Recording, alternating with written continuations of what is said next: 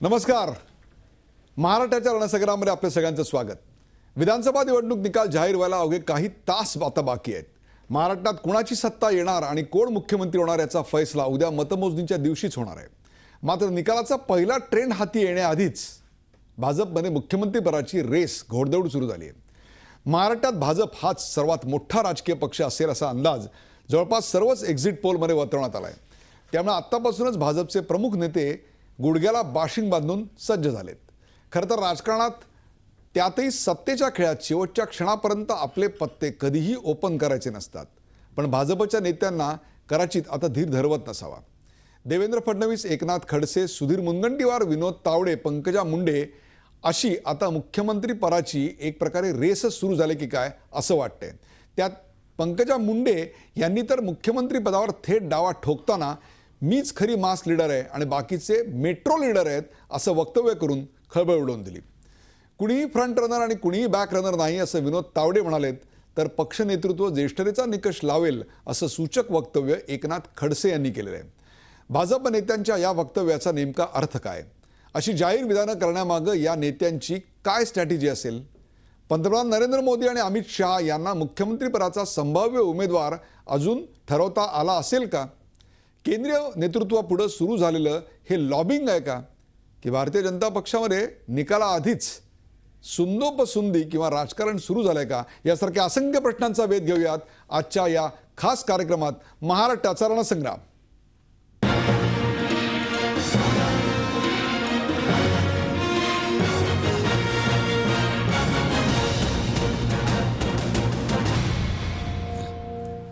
सुरुवातीला पाहूया पंकजा मुंडे आज नेमकं काय म्हणाल्या. पंकजा मुंडेंचं खळबळजनक विधान, मी भाजपची खरी मास लीडर, इतर नेते हे केवळ मेट्रो लीडर. माझ्या वडिलांच्या निधनानंतर फडणवीस नागपुरात, तावडे मुंबईत, मुनगंटीवार चंद्रपुरात काम करत होते. मी भाजपची युवा अध्यक्षा म्हणून काम केलं, मोठ्या सभा घेतल्या. संघर्ष यात्रेतील गर्दी पाहून अमित शहा यांनीही माझं कौतुक केलं. आपण पुन्हा एकदा पाहूया त्या नेमक्या काय म्हणाल्यात. पंकजा मुंडे यांचं विधान पुन्हा एकदा नीट, जे प्रेक्षक आत्ता ट्यून इन झाले असतील त्यांच्यासाठी. मी भाजपची खरी मास लीडर, इतर नेते केवळ मेट्रो लीडर. माझ्या वडिलांच्या निधनानंतर ते राज्य पातळीवर काम करू लागले. फडणवीस नागपुरात, तावडे मुंबईत, मुनगंटीवार चंद्रपुरात काम करत होते. तेव्हा मी भाजपची युवा अध्यक्षा म्हणून काम केलंय, म्हणजेच राज्यस्तरावर काम केलंय, मोठ्या सभा घेतल्या आणि संघर्ष यात्रेतील गर्दी पाहून अमित शहा यांनी देखील माझं कौतुक केलं. आपण याच अनुषंगाने भारतीय जनता पक्षामध्ये मुख्यमंत्री पदासाठी निवडणुकांचे निकाल जाहीर होण्या अगोदरच इतर पक्षांमध्ये जशी चालते तशी रस्सीखेच आणि लॉबिंग सुरू झाले का, या विषयावर या अनुषंगाने चर्चा करणार आहोत. चर्चेला आमंत्रित केले अर्थात ही मुलाखत ज्यांच्या समोर झाली त्या ज्येष्ठ पत्रकार शुभांगी खापरे. शुभांगी, तुमचं स्वागत. आपल्याबरोबर आहेत आज ज्येष्ठ राजकीय विश्लेषक अरविंद गोखले. अरविंदजी, आपलं स्वागत. अभय देशपांडे आज आपल्याकडे विधानसभेच्या इथून मला वाटतं ते आहेत. अभयजी, आपलंही स्वागत. आणि डॉक्टर कुमार सप्तर्षी, ज्येष्ठ सामाजिक कार्यकर्ते कुमार सप्तर्षी. खरं तर आजचा शो शुभांगीपासूनच सुरू करायला हवा. शुभांगी, इतका खळबळजनक हा सगळा खुलासा, ही मुलाखत आहे. मी मास लीडर, बाकी सगळे मेट्रो लीडर, या विधानाचा नेमका अर्थ काय घ्यायचा? काल जेव्हा मी त्यांच्याशी प्रत्यक्षात बोलत होती, काल त्यांनी बऱ्याच लोकांना इंटरव्ह्यू दिले आणि one of them was me. मला वाटतं तिचं एक सायकोलॉजिकल मला जो जाणवला तो असा होता की मुंडे साहेब जेव्हा होते ते मास लीडर होते आणि तेव्हापर्यंत बाकी इतर जी मंडळी आता सीएम रेसमध्ये आहे ते सगळे आपापल्या डिस्ट्रिक्ट पुरता होते. म्हणजे देवेंद्र फडणवीस नागपूर क्षेत्रात काम करायचे, मुनगंटीवार चंद्रपूर क्षेत्रात करायचे. तर त्या अनुषंगाने किंवा एकनाथ खडसे पण ठीक आहे, त्यांचा एक्सपिरियन्स होता पुढच्या 1995च्या गव्हर्नमेंटमध्ये, पण तरी ते नॉर्थ महाराष्ट्रापुरताच त्यांचा एक प्रभाव क्षेत्र होता. आणि त्यांचं एक असं एक होतं की त्याही वेळेस म्हणजे ग्रूमिंग सगळं त्यांच्या बाबांनी त्यांचं केलं आहे, पंकजा मुंडेंचं. तर त्यावेळेस त्यांचं एक ग्रूमिंग त्यावेळेस झालं, तेव्हा पण त्या एक महाराष्ट्रामध्ये त्यांचा एक्सपोजर होता. म्हणजे 2009ला पण जेव्हा आणि त्यांची निवडणूक झाली होती आणि त्या आपल्या वडिलांची जी कॉन्स्टिट्युन्सीसाठी काम करायची, तर त्यांचं म्हणणं होतं की त्याही वेळेस केंद्राने त्यांचं नाव सुचवलं होतं आणि स्पेशल सेपरेट चॉपर दिलं होतं त्यांना कॅम्पेन करायला. तर एक मास लीडर म्हणून जो पंकजा मुंडेचं हे झालंय, ते संघर्ष यात्रा फक्त माइलस्टोन नाही आहे, त्यापूर्वी पण त्या वेगवेगळ्या क्षेत्रात ते काम करायचे आणि नॉट नेसेसरी बीड असं त्यांचं एक हे होतं विधान. आणि दुसरं त्यांचं एक होतं की जसं त्यांची ॲक्सेप्टेबिलिटी, पॉप्युलॅरिटी जर आपण मासेसमध्ये बघितलं आणि ते आपल्याला संघर्ष यात्रेच्या थ्रू पण दिसतं आहे किंवा बाकी त्यांनी कॅम्पेनिंग जे केले लगेच नंतर. थोडक्यात त्यांनी एक प्रकारे मुख्यमंत्री पदावरचा आपला दावा या सगळ्या दरम्यान इतर चॅनल्सलाही नंतर त्यांनी हेच इकडे मी फक्त एकच मिनिटं घेते. त्याने असं म्हटलंय की जर पार्टीने रिस्पॉन्सिबिलिटी दिलं तर मी डेफिनेटली घेणार आहे, but I am also a nominee, म्हणजे मी पण आहे रेसमध्ये, असं त्यांचं रेस म्हणजे इफ गिव्हन अ रिस्पॉन्सिबिलिटी मी नाही म्हणत आहे, कारण त्यांचं एक अंडरस्टँडिंग असं होतं की मी आज नाही म्हटलं तर माझ्या लोकांना आवडणार नाही, माझे जे चाहते आहे, माझा जो मास बेस आहे त्यांना ते आन्सर ॲक्सेप्टेबल होणार नाही. आणि दुसरं म्हणजे this will show that I am not confident. तर मला वाटतं उदयजी हा जो नेक्स्ट जनरेशन आहे, they have change the rules of the game. म्हणजे आपल्याला आपणही इतके वर्ष हे केलं आहे पत्रकारिता, त्याच्यात मला असं वाटतं की जेव्हा मुंडेजी असते किंवा महाजनजी होते त्यावेळेस मला वाटत नाही की देवेंद्र फडणवीस असेल की मुनगंटीवार साहेब असेल की इवन गडकरी साहेब had ever dared to question की Mahajanji you are not a mass leader. तर आय मीन तसं आता हा जो न्यू जनरेशन आहे, दबक्या आवाजात पत्रकारांकडे बातम्या फक्त दिल्या जायच्या. पण न्यू जनरेशन मला वाटतं दे असर्टिव्ह आणि त्यांना वाटतं की we have to market ourselves. मला एक प्रश्न असा विचारायच्या नंतर मी इतर पॅनलिस्टकडे जातोय की अशा खळबळजनक मुलाखती ह्या साधारणतः निवडणुकीच्या निकालाच्या तोंडावर दिल्या जातात. अशीच एक मुलाखत माजी मुख्यमंत्री पृथ्वीराज चव्हाण यांनी दिली आणि नंतर त्यांनी त्याबद्दल खेद, दिलगिरी, खंत जे काही शब्द आपल्याला वापरायचे असतील ते दिलेले आहेत.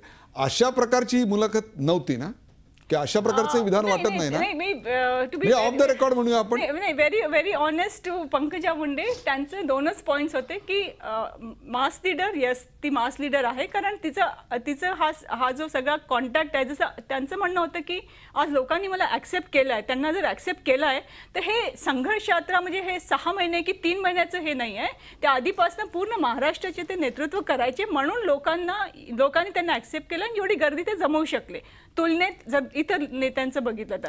आपल्याबरोबर अभय देशपांडे आपण जाऊया. अभय देशपांडे, प्रत्येक राजकीय विधानाला जसा अर्थ असतो तसं त्या विधानाच्या टायमिंगलाही फार महत्त्वाचं असतं. सही चीज अगर सही वक्त पे कही जाए तो 10 गुना उसका फायदा होता है. या टायमिंग बद्दल काय सांगाल? नाही, मला वाटतं की आता भाजपाला एक्झिट पोलचे जे सगळे अंदाज आलेले आहेत त्याप्रमाणे भाजपाला आता आपलं सरकार येणार याची जाणीव झालेली आहे. आता हे सरकार कोणाकडे नेतृत्व जाणार, तर साधारणतः आपण काल पण चर्चा केली की कुठले कुठले प्रोबेबल चेहरे असतील. तर हे चेहरे आपण ज्यावेळेस गृहीत धरतो त्यावेळेस फक्त आपण अनुभव हीच गोष्ट गृहीत धरतो, तर अशा वेळेस केवळ अनुभवावर जाऊ नका, तर त्याचा कनेक्ट किती लोकांबरोबर आहे, तो मास लीडर आहे का, हेही पहा. हे सांगण्यातला मला वाटतं एक प्रकार आहे. आता याच्यामध्ये त्यांनी सांगितलं की एकनाथ खडसे आणि हे सगळे असतील, त्यांनी बाकीच्या लोकांबद्दल बोलताना ते मेट्रो लीडर आहेत आणि मी मास लीडर आहे असं म्हणले असतील, तर मला वाटतं की बाकीच्या लोकांवर थोडासा अन्याय होईल. कारण बाकीचे नेतेही गेली 5 वर्ष खडसे असतील, तावडे असतील, विधानसभेत किंवा विधान परिषदेमध्ये विरोधी पक्षाचं नेतृत्व करतायत. ते जनतेचे प्रश्न मांडणारे लीडर हे मास लीडरच असतात. म्हणजे त्याच्यासाठी प्रत्येकाने संघर्ष यात्राच काढली पाहिजे असं काही नाहीये, प्रत्येकाच्या भूमिका ठरलेल्या असतात. फक्त मला वाटतं की पंकजा मुंडे यांनी सांगितलं की या सगळ्यांची नावं येतील चर्चेत, त्यावेळेस मी पण त्या त्याच्यातली एक स्पर्धक आहे आणि फक्त स्पर्धक मुंडे यांची मुलगी नाही तर डिझर्विंग स्पर्धक आहे, एवढंच सांगण्यातला हा मला वाटतं प्रकार आहे. त्यांनी अरविंद गोखले याचं टायमिंग काय ते आता अभयजींनी सांगितलं. सवाल असा आहे की असं जाहीर करण्यामागे काही स्ट्रॅटेजी आहे किंवा आपलं नाव, वडिलांची मुलगी या व्यतिरिक्त सुद्धा चर्चेला आणण्यामागे काही पोझिशनिंग आहे, काय वाटतं? मला स्वतःला असं वाटतं की अभय देशपांडे आता जे म्हणाले तसं नसावं. त्यांच्या मनामध्ये पक्केपणा नाही आहे की आपल्याला नेतृत्व करायचं आहे आणि नेतृत्वासाठीच आपण आहोत आणि नेतृत्व करणं हा आपला जणू काही जन्मसिद्ध अधिकार आहे असं त्यांना सांगायचं असं मला वाटतं. आणि डोक्यात त्यांच्या हवा गेलेली आहे. त्या संघर्ष यात्रेची हवा आहे का या निवडणुकीच्या निकालांची हवा आहे ते खरं अर्थात उद्याच कळेल. परंतु मला स्वतःला असं वाटतं की हे सगळं जे आहे हा सगळा तो बनाव कुणीतरी रचलेला असावा.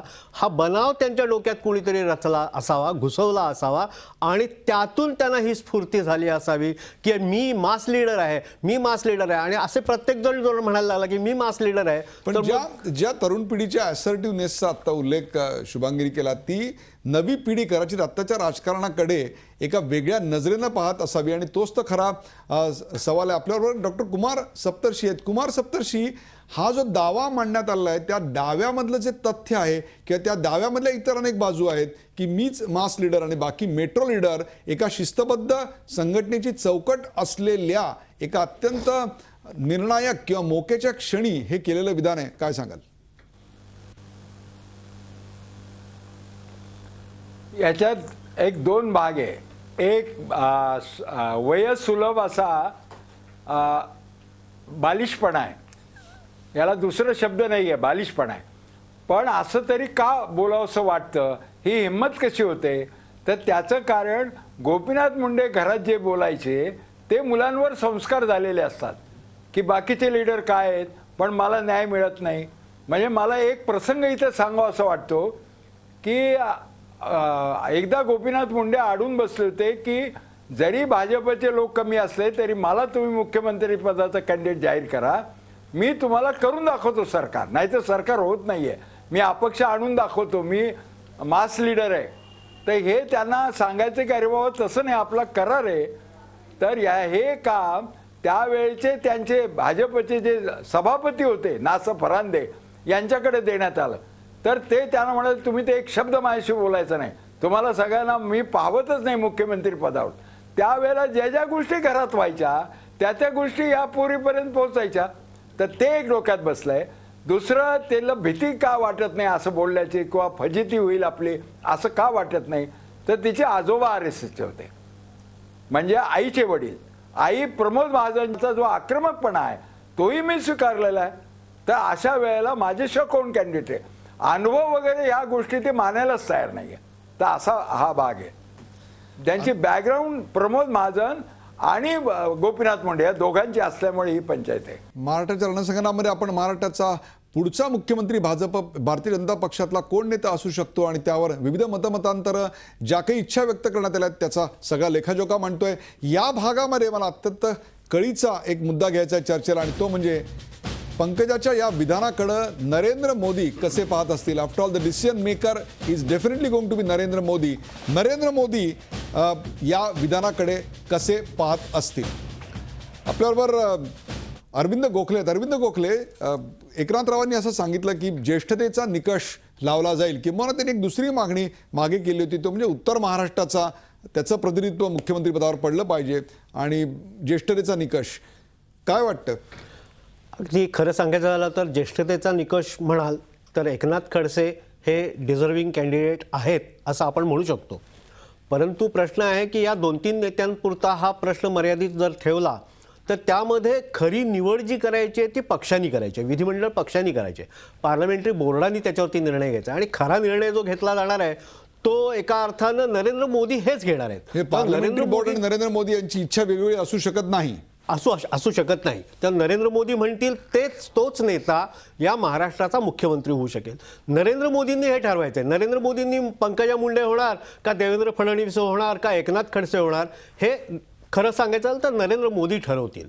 आणि नरेंद्र मोदींच्या मनात काय आहे हे कळण्या एवढी बुद्धिमत्ता पंकजा मुंडे यांच्याकडे असावी असं मला स्वतःला वाटत नाही. पण एकनाथ खडसे जे आता म्हणाले ती काय म्हणायची, अपेक्षा म्हणायची, सूचना म्हणायची, विनंती म्हणायची, काय म्हणायचं?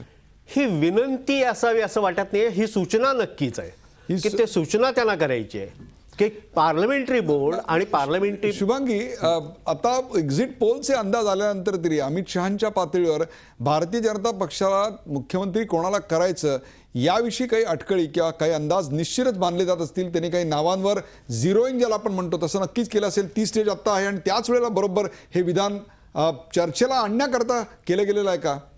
मला वाटतं की नुसतं पंकजाचं एक ॲस्पेक्ट जर धरलं तर तिचं ॲज अ सेट की हा न्यू जनरेशन जो आहे तो जरा games rules of the games change करायच्या मनस्थितीत दिसतात आहे. त्यांना वाटतं की आपलं जर कॉन्फिडन्स आपल्याला दाखवायचं असेल किंवा आपल्या कॉन्स्टिट्युएन्सीजला आपल्याला जर रिप्रेझेंट करायचं असेल तर yes I am also in the CM race. हा एक त्यांना मेसेज द्यायचा आहे. कारण त्यांना वाटतं की जर मी नाही म्हटलं, आपण जेव्हा विचारतोय की आपण CM रेसमध्ये आहात का आणि त्यांनी नाही म्हटलं तर that will be seen as a lack of confidence. ही त्यांची माइंडसेट किंवा सायकोलॉजी म्हणू शकतो आपण. पण निश्चितच त्यांच्या आजूबाजूला जो असेल की जो वर्ग असेल, शेवटी हा कास्ट फॅक्टर आहेच. म्हणजे थोडं ना थोडं फडणवीसांबरोबर एक विदिन द पार्टी पण एक आहे की तो ब्राह्मीण कास्ट फॅक्टर जर कोणी प्ले करत असेल हा मिस्चिफ पण असू शकतो. म्हणजे just to scuttle his chance at all जर सेंटरमध्ये कोणी त्याचा विचार करत असेल तर त्यावेळेस मग आपलं नाव पुढे का नाही यावं. जरी पंकजाला नसेल वाटत पण तरी त्यांचे जे मुंडेंचे सपोर्टर्स असतील की मुंडेंची अशा प्रकारे विधान करून पक्ष नेतृत्वावर काही दबाव येऊ शकतो म्हणून हे विधान केलं गेलेलं आहे. मला वाटतं की थोडंसं जर आपण याची पार्श्वभूमी जर बघितली तर अमित शहानी त्यांना एक त्यांच्या सभेमध्येच ज्या पद्धतीने त्यांना सांगितलं की आपके जो यहाँ लोगों के मन में जो है हम केंद्र के जो नेतृत्व है वो अच्छी तरह से अवगत है. ते जेव्हा म्हणतात ते स्वाभाविक she is very young at 35 years old आहे. आता तिच्याकडे सगळी रिस्पॉन्सिबिलिटीज आली आहे आणि एक्झॅक्टली म्हणजे पूर्ण मुंडे साहेबांचा एम्पायर ती सांभाळते. What's wrong 35 Sharad Pawar became CM at 37. No तर तिच्या नॅचरली तिला ते ॲस्पिरेशन्स वाढलेच ना. जेव्हा अमित शहा सारखे म्हणतात आहे की येस वी नो. आणि सिरियस नोट अभय, एक प्रश्न असा आहे अभय देशपांडे की ज्या वेळेला मुख्यमंत्री पदाबाबतची अस्वस्थता जास्त असते आणि शक्यता कमी असते त्याच्यातून अशा प्रकारची विधानं केली जातात असं वाटतं. नाही, मला वाटतं की मुख्यमंत्री पदाची कोणी महत्वाकांक्षा ठेवत असेल तर त्यात काही गैर नाही. दुसरीकडे गोष्ट अशी आहे की यावेळेस केंद्र सरकारमध्ये पंतप्रधानांनी नरेंद्र मोदी यांनी जे निर्णय घेतले त्यामुळे काही तरुणांमधलं ॲस्पिरेशन काही वाढत असेल तर त्यातही काही गैर नाही आहे.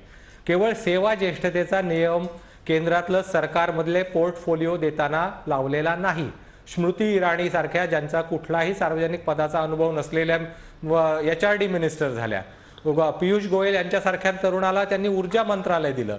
त्यामुळे एखादा जर तरुण व्यक्ती समजत असेल की माझ्याकडे ती क्षमता आहे आणि मी मुख्यमंत्री होऊ शकते, माझी महत्वाकांक्षा व्यक्त करत असेल तर मला वाटतं की लगेच त्यांच्या डोक्यात हवा गेली असं मानायचं काही कारण नाही आहे. दुसरी गोष्ट अशी आहे की प्रत्येक वेळा मुख्यमंत्री स्पर्धेतला माणूस हा केवळ मुख्यमंत्री पदासाठीच प्रयत्न करतो असं नाही, तर अनेक वेळा मुख्यमंत्री पदाच्या चर्चेत नाव आल्यानंतर महत्वाचा पोर्टफोलिओ सुद्धा मिळतो. ते नाही मिळालं तर या दृष्टीनेही काही चाचपणी करत असतात माणसं. त्याच्यामुळे मला वाटतं पॉइंट वेल टेकन. आपल्याबरोबर डॉक्टर कुमार सप्त अशी आहेत की मुख्यमंत्री पदाची किमान दावेदारी ठोकली तर अत्यंत महत्त्वाचं कॅबिनेट पद मिळू शकतं. अशा प्रकारची आत्ताची भारतीय जनता पक्षात जे निर्णय घेतात त्यांची दबाव घेण्याची मानसिकता आहे का? कुमार सप्तशी, आपण भारतीय जनता पक्ष, राष्ट्रीय स्वयंसेवक संघ यांचा बाहेरून अतिशय जवळून अभ्यास केलेला आहे. हे विधान किंवा अशा प्रकारची दावेदारी भारतीय जनता पक्षात फायद्याची ठरते का तोट्याची? तोट्याची ठरते असं मला वाटतं. कारण संघाचा अभ्यास केला तर आपल्या नियंत्रणात कोण राहील याला फार महत्त्व असतं. म्हणून तर ते आज एवढ्या दीर्घकाळ काम करत असताना फार कमी मास लीडर तयार करू शकले. मग ते मास लीडर व्हायला परवानगी देतात आधी.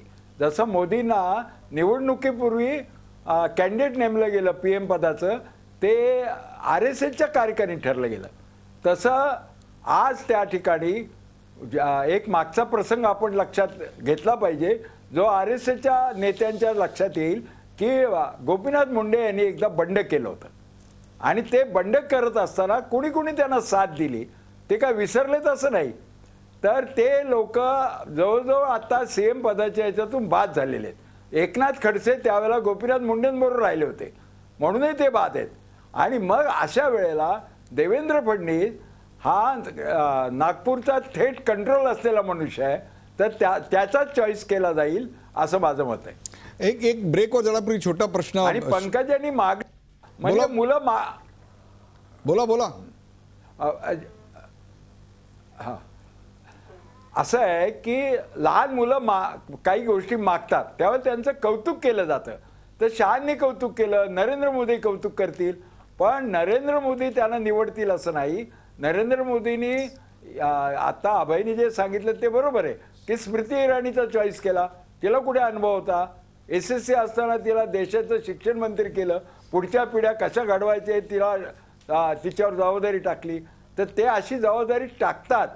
पण स्मृती इराणी त्याला चांगली माहिती आहे ना. पंकजाला ते मुलीसारखंच मानणार आहे सगळे लोक भाजपमधले. जशी ती पूनम महाजन तशी ही पंकजा मुंडे. तर बरोबर ते आहे. काही म्हणाले तर कौतुकाने बघतात, हसतात आणि मग आपल्याला केव्हा तरी सांगता येतं बेटी अभी नहीं बाद में. बेटी अभी नहीं बाद में. मला ब्रेकवर जाण्यापूर्वी एक छोटासा प्रश्न आणि त्याचं क्विक उत्तर आपल्याला ब्रेक घ्यायचं आहे. एक म्हणजे मिळालेली गर्दी जी असते ती गर्दी आपल्यामुळे, केवळ आपल्यामुळे किंवा सहानुभूतीची लहर वगैरे काही नाही किंवा पक्ष वगैरे काही नाही अशा, किंवा पक्षानं आपल्याला या सगळ्या यशासाठी काहीही मदत केलेली नाही अशा भावनेतनं अशा प्रकारचं विधान येऊ शकतं. मला वाटतं हा संघर्ष यात्राचं त्यांनी तसंच इंटरप्रिट केलं असेल. कारण मला वाटतं हा सगळ्यात मोठा फॅक्टर हे विसरले आहे की ही सगळी जी संघर्ष, त्यांचं एक करिश्मा पर्सनॅलिटी असेल. म्हणजे मी रनडाऊन कुठेच करत नाही कारण पंकजा खूप डायनॅमिक आहे, सगळं आहे. पण शेवटी ही जी गर्दी आहे ती सगळी मुंडेंच्या निधनानं ज्या पद्धतीने निधन झालं आहे त्या शॉकमध्ये अजूनही लोक ते विसरले नाही आहे. आणि त्यामुळे एक कुठेतरी बॉन्डिंग आणि कनेक्ट आहे. पण आता त्याला आपण धरायचं की माझ्या नेतृत्वामुळे एवढं जर जमलं असेल तर I think that is little too premature. कारण नेक्स्ट इलेक्शन पर्यंत थोडंसं आपण चर्चा करतोय ती एक्झिट पोलचे अंदाज भारतीय जनता पक्षाला बहुमत मिळेल असं दर्शवतात. आणि बहुमत मिळाल्यावर भारतीय जनता पक्षाचा सत्ता संघर्ष जो तेव्हा वरती आला पाहिजे तो आत्ताच उफळून आलाय की काय, अशा प्रकारची विधानं आपल्या समोर येत आहेत. खळबळजनक खुलासे परफेक्ट टायमिंग साधून केलेत की काय, त्यामागे धोरण आहेत की काय, जमलेली गर्दी किंवा इतर अनेक गोष्टी या आपल्यामुळे आहेत असं वाटून का नवी पिढी ही जास्त असर्टिव्ह झाली आहे, ती रिस्पॉन्सिबिलिटी पटकन घेऊ इच्छिते, ही त्यांची मानसिकता आहे. या सगळ्याची आपण चर्चा करतोय. परंतु एक जे विधान आहे की मी फक्त मास लीडर आणि बाकी फक्त मेट्रो लीडर, त्यातूनच उद्भवणारा प्रश्न आहे. आणि तो म्हणजे, आणि त्याची चर्चा मी आता या भागात करणार आहे, तो म्हणजे कसा बनतो मास लीडर. कसा बनतो मास लीडर, हीच तर खरी चर्चा आहे. आपल्याबरोबर कुमार सप्तर्षी आहेत. कुमार सप्तर्षी, मुख्यमंत्री निवडताना मास लीडर असला पाहिजे अशा प्रकारचा निकष मस्ट आहे का? आणि मास लीडरची तुमची व्याख्या काय, तुमच्या पिढीची व्याख्या काय आहे?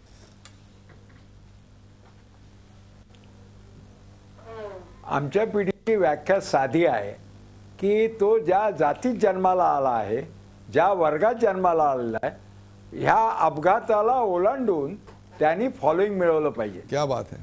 म्हणजे गोपीनाथ मुंडे वंजारी समाजात जन्माला आले, हा अपघात होता. पण त्यांना जर वंजारी समाजाच्या बाहेरचं नेतृत्व, बाहेरचं अनुयायी मिळाले तर त्यांना मास लीडर म्हणायचं. आता हे मास लीडर तर समजा काळच संपला असं समजा. आता म्हणे काय अलीकडे मास लीडर होऊच शकत नाही सोशल नेटवर्किंग वगैरे मध्ये. तर ठीक आहे, पण निदान तो मुख्यमंत्री हा भाजपचा असणार नाही, तो महाराष्ट्राचा असणार. मुख्यमंत्री ही एक संस्था आहे. मुख्यमंत्री म्हणजे पक्षाचा नेता इतक्यापुरतं ते मर्यादित नाही. तर ते जे महाराष्ट्र राज्य आहे, फार मोठं राज्य आहे, याच्यात किमान 10 तास काम करणाराच टिकतो. इथे भोसले टिकले नाहीत कारण भोसले 5 तासाच्या वर जायचे नाहीत. शरद पवार का टिकले तर शरद पवार 10 तासाच्या वर काम करायचे. साधं काम करणं आणि फाईल हे करणं. आणि त्याच्याबरोबर पृथ्वीराज चव्हाण 10 तासाच्या वर काम केलं तरी त्यांना अडचणी यायच्या कारण त्यांची कारणं वेगळी होती. परंतु त्याच्यामध्ये क्षणोक्षणी निर्णयामध्ये सर्वांगीण माहिती असावी लागते. तर ती काही आपोआप साक्षात्कारी आणि येत नाही किंवा जन्मानं तुम्ही कोणाच्या पोटी जन्माला आलात म्हणून येत नाही. आणि त्याचं मन खूप ब्रॉड असतं. आता एकनाथ खडसे का होऊ शकणार नाहीत असं मी म्हणतो, तर यांचं वेळोवेळी फार लहान मन असं दिसलेलं आहे.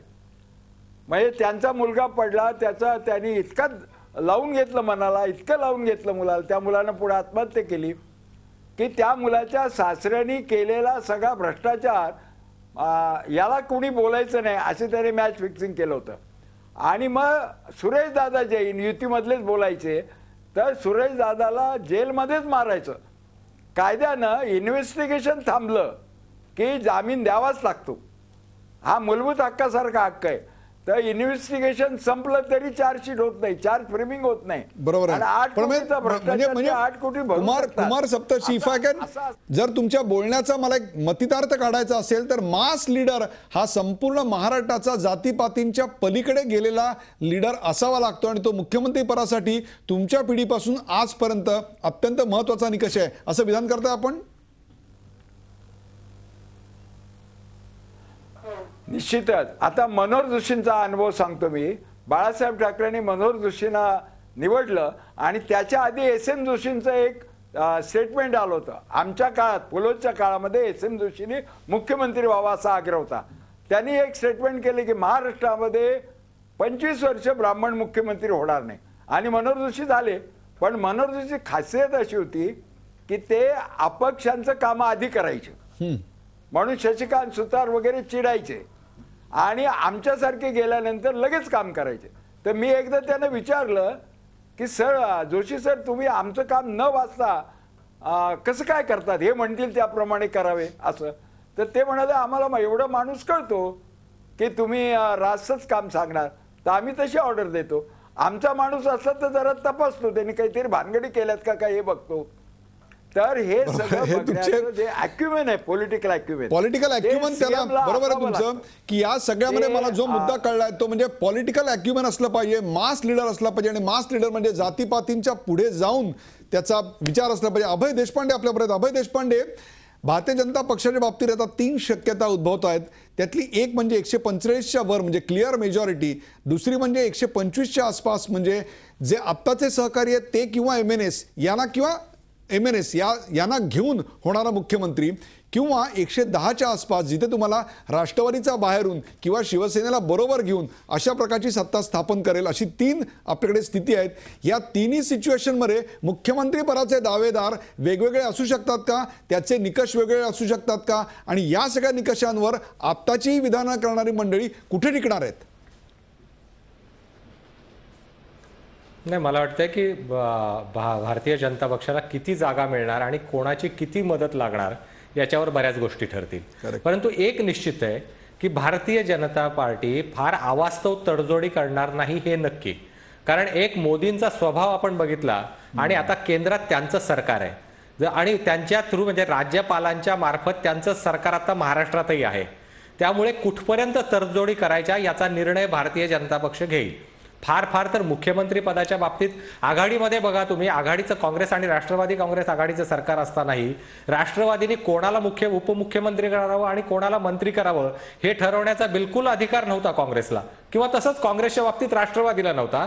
तसंच इतर पक्षांना भाजपचा मुख्यमंत्री कोण असावा हे ठरवायचा फार अधिकार नसेल.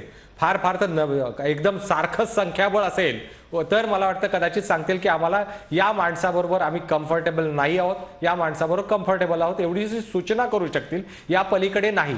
आणि मगाशी फक्त मला मगाचं तुम्ही मास लीडर म्हणालात त्यावेळेस सप्तर्षी सरांनी केलेली व्याख्यात आहेच आहे, त्यापुढे मला थोडीशी पुस्ती जोडावी वाटते.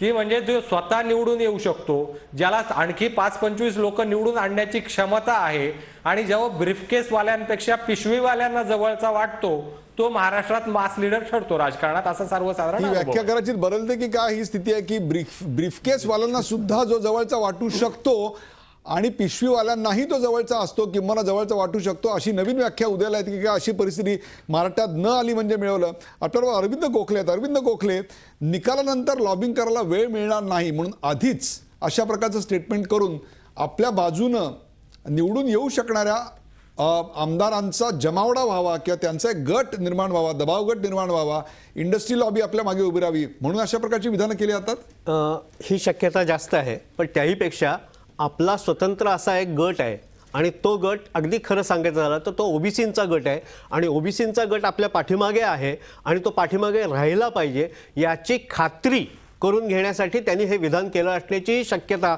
आपण गृहीत धरायला पाहिजे. त्यातला आणखीन एक भाग महत्त्वाचा आहे, तो असा आहे की आपण तरुण आहोत, तरुणांचं नेतृत्व करतो आहोत आणि तरुण आपल्या पाठीशी आहेत. हे जसं शुभांगीताई आता म्हणाल्या की आपल्या कॉन्स्टिट्युएन्सीसाठी म्हणून एक काही भाग असतो, पण ते निवडणुकीच्या आधी कॉन्स्टिट्युएन्सीसाठी असा भाग असतो तो समजू शकतो. परंतु आता तुम्ही निवडून येणार आहात आणि निवडून आल्यानंतर मुख्यमंत्री पदावरती दावा करता आहात, तर त्यामध्ये हे शोभणारं वक्तव्य आहे असं मला वाटत नाही. आणि त्यासाठी ओबीसींचा गट आपल्या मागे आहे किंवा हे ओव्हर ॲम्बिशनमध्ये या सगळ्या गोष्टी घडतायत. भारतीय जनता पक्षाला एक्झिट पोलमध्ये बहुमत मिळण्याची शक्यता निर्माण झाल्यानंतरच्या ज्या परिस्थिती निकाल प्रत्यक्ष मतमोजणी होण्या अगोदरचे त्याच्यावर पण चर्चा करतो आपल्याबरोबर अरविंद गोखले. अरविंद गोखले, राजकारणामध्ये एखादं विधान केलं गेलं की ते एका विशिष्ट हेतूनं विशिष्ट टायमिंगवर केलं जातं, त्याचबरोबर त्या विधानाचाही वापर केला जाऊ शकतो, बाजूनं केला जाऊ शकतो किंवा त्याच्या विरोधातही केला जाऊ शकतो. आत्ताच्या या विधानाकडं तुम्ही या अँगलनी कसं पाहता? आत्ताच्या पंकजा मुंडे यांच्या विधानाकडे जर बघायचं झालं तर मला स्वतःला असं वाटतं की हे विधान त्यांच्या अंगाशी येणार आहे. आणि हे विधान राष्ट्रीय स्वयंसेवक संघातल्या मोठ्या नेत्यांना, बड्या नेत्यांना हे रुचणारं नाही. आणि त्यांची आत्तापासूनच तयारी झालेली असेल, मानसिक तयारी झाली असेल की यांना आता काय करायचं, यांना आता कोणती शिक्षा द्यायची. कारण संघामध्ये एक गट असा आहे की जो शिक्षा देऊ शकतो. आणि शिक्षा देणं म्हणजे काय, तर खड्यासारखं बाजूला वगळणं. आणि खड्यासारखं बाजूला वगळून राजकारणातनं सुद्धा ती माणसं गेली तरी चालतील, आम्हाला ही नको. Perfect. Shubhangi, do you agree with this की या विधानाची गंभीर दखल घेतली जाऊ शकते, आत्ता नाही किंवा नंतर तरी, की अशा प्रकारची विधानं केली आहेत ह्याची नोंद घेतली जाते? नाही, जर त्याचं जर एक परसेप्शन ॲरोगन्स म्हणून जर दिसत असेल तर मला वाटतं जर RSS how do you view दिस?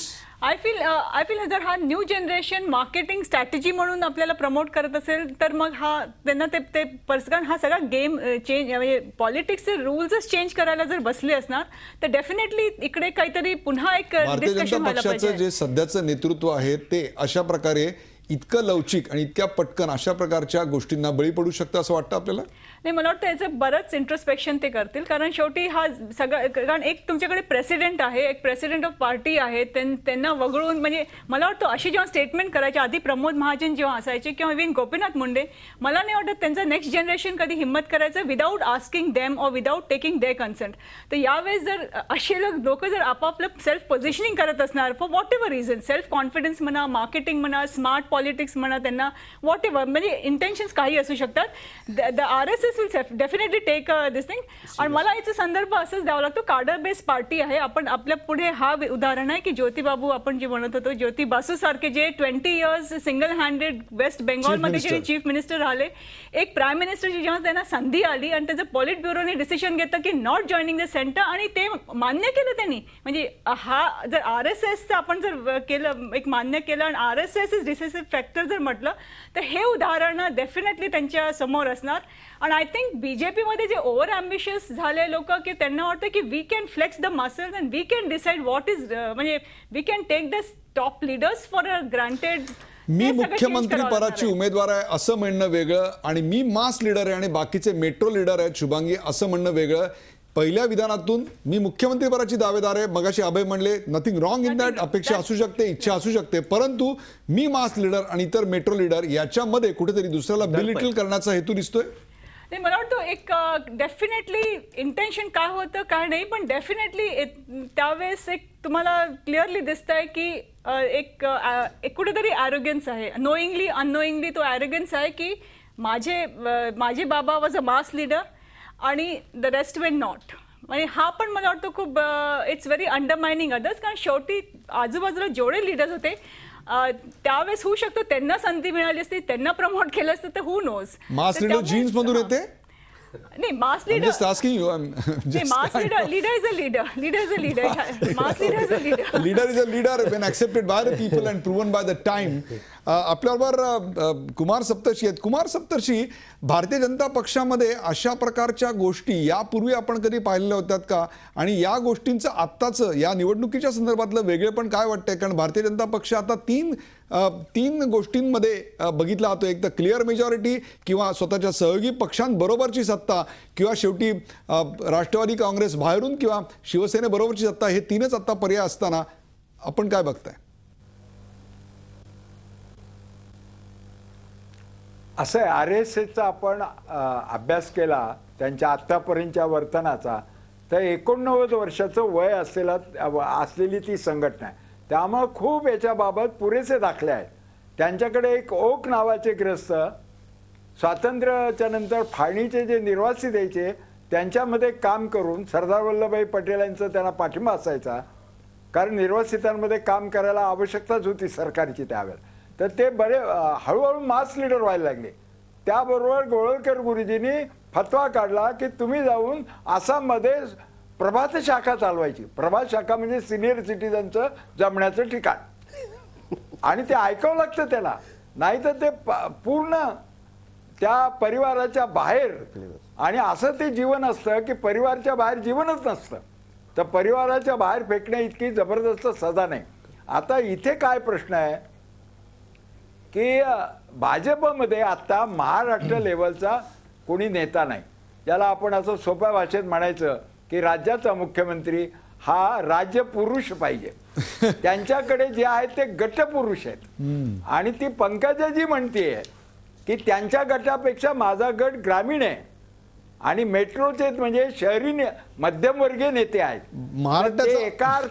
कुमार सत्ताजी, महाराष्ट्राचं अर्बनायझेशन वाढत चाललंय. महाराष्ट्राचं अर्बनायझेशन वाढत चाललंय. ते आता 45-50% आलंय. तसं जरी असलं तरी त्याची जाण येणार नाही. जेव्हा स्वतःला व्हायचं असतं, सत्ता पाहिजे असते. आणि जो वंजारी समाज भगवानगडावर जमतो, भगवानगड हा असा गड आहे की त्याच्या बाजूला गेलं तर बीड जिल्हा आणि दुसऱ्या बाजूला नगर जिल्हा आहे. हा एक वंजारी समाजाचा पट्टा आहे. ते कोयत्यानं ऊसतोडी करून फार कष्टाचं, अपार कष्टाचं जीवन जगतात. तर त्यांना जर आपल्यामधला कोणी जर एक अद्भुत मनुष्य दिव्याची गाडी घेत असेल तर तो अत्यंत महान वाटतो. बरोबर. जे आपल्याला कधीच जमणं शक्य नाही ते त्यांचं स्वप्न त्याच्या माध्यमातून बघतात. एकदा बबन डाकणे होते कारण लाल दिव्याची गाडी होती. एकदा गोपीनाथ मुंडे झाले. तर त्या समाजाला राग आहे मोदींवर आणि संघाच्या लोकांवर. आणि तो राग असा व्यक्त होतोय संघर्ष यात्रा या नावाने की तुम्ही झाला पाहिजे कोणीतरी तिथे. आहे की नाही आपल्याला या पक्षात किंमत, हे एकदा होऊनच जाऊन द्या. कुमार सत्ताची सत्तेची खुर्ची मिळण्या अगोदरच अशा प्रकारच्या गोष्टी समोर येत आहेत. Abhay Deshpande, we have very little time. एक प्रकारे अशा प्रकारची विधानं केल्यामुळं मोदींचं काम सोपं होणार आहे. I mean the process of rejection becomes easier now. नाही, मला वाटतं की पंकजा मुंडे यांच्यानंतर ओबीसीचं नेतृत्व म्हणून त्यांना डेव्हलप करावं याचा प्रयत्न भाजपानेच केलेला आहे. ज्यांना त्यावेळेस म्हणजे त्यांना भाजपाच्या कोर कमिटीमध्ये 5 प्रमुख नेत्यांमध्ये महाराष्ट्रातल्या त्यांचा समावेश केला. त्यावेळेस त्यांच्या अनुभवाचा विचार केला नाही, तर त्या मुंडेच्या कौटुंबिक वारस आहेत त्याप्रमाणे त्यांच्या राजकारणाच्याही त्या राजकीय वारस व्हाव्यात या दृष्टीने ओबीसी नेतृत्व म्हणून त्यांना पुढे आणण्याचा भाजपाने जाणीवपूर्वक प्रयत्न केलेला आहे. आता ते राजकारण पुढे नेण्याच्या दृष्टीने त्यांनी काही बोलले असतील, एखादं वाक्य चुकूनही बोलले असतील, तरी त्याबद्दल लगेच शिक्षा करायला कोणीतरी तिकडे लगेच जाईल अशी शक्यता मला वाटत नाही. त्यांच्या महत्वाकांक्षांना भाजपानेच खतपाणी घातलेलं आहे. त्यामुळे त्या जर उद्या ओबीसी लीडर म्हणून किंवा उद्या आजच्या लगेचच्या मुख्यमंत्री नाही तर भावी मुख्यमंत्री म्हणून जर स्वतःला प्रोजेक्ट करत असतील आणि एक मोठा गट भाजपाबरोबर ठेवत असतील तर मला वाटतं की भाजपा त्यांचा थोडासा आवर घातला तरी काही फार त्यांच्याविरुद्ध नाराज होईल अशी परिस्थिती आज नाही. अगदी बरोबर अभय. महाराष्ट्राच्या राजकारणाचे उद्या मतमोजणी सुरू होण्या अगोदरच पॉसिबल सत्तारूढ पक्षामध्ये जे एक वारे वाहत आहेत त्या वाऱ्यांच्या बदलांची दिशा नेमकी काय आहे, त्याची तीव्रता नेमकी काय आहे हे पाहायचा आपण प्रयत्न केला. आजच्या पिढीचे राजकारणी हे मागच्या पिढीचे नव्हते, मागच्या पिढीसारखे नाहीत. त्यामुळे त्यांचे राजकारणाकडे बघण्याचे जे दृष्टिकोन आहेत ते अत्यंत वेगळे आहेत. कदाचित हे विधान हे त्या येणाऱ्या किंवा येऊ घातलेल्या राजकारणातल्या पिढीच्या बदलाचं निदर्शक म्हणून आपल्याला पाहता येतील का राष्ट्रीय स्वयंसेवक संघ असेल किंवा सध्याचं भारतीय जनता पक्षाचं नेतृत्व असेल, हे याच्याकडे कुठल्या दृष्टिकोनातनं बघतंय हे अत्यंत महत्त्वाचं आहे. अर्थात सवाल भारतीय जनता पक्षाला नेमकी किती जागा मिळणार आहेत याचा आहे. 145, 125 का 110च्या आसपास. या सगळ्यासाठी तुम्हाला फक्त 12 तास थांबावं लागणार आहे. 12 तासानंतर कदाचित हे सगळं चित्र उघड होईल. तेव्हाच या विधानाचे अर्थ आणि त्याचे पडसाद आपल्याला खऱ्या अर्थाने दिसणार आहेत. या चर्चेत सहभागी झाल्याबद्दल सर्व मान्यवरांचे आभार. ताज्या बातम्यांसाठी पाहत राहा झी 24 तास. रहा एक पाऊल पुढे. झी 24 तास रहा एक पाऊल पुढे.